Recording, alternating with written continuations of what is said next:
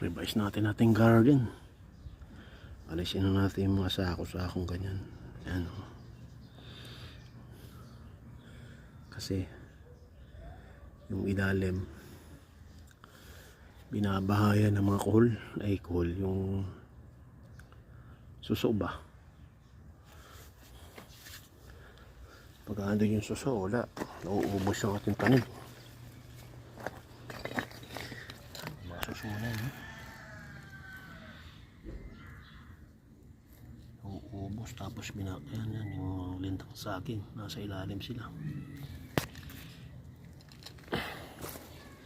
Kaya mo yan, baguhin natin, gagawin natin ganyan.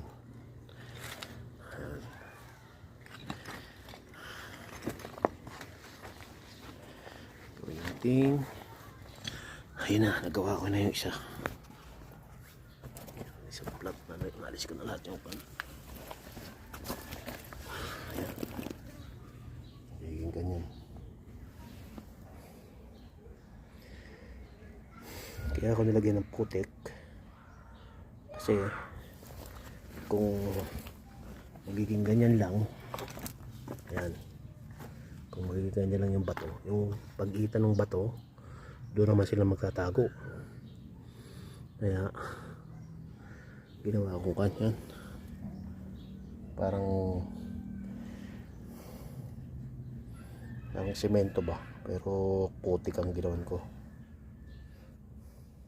palaman. Update ko kayo pag natapos na.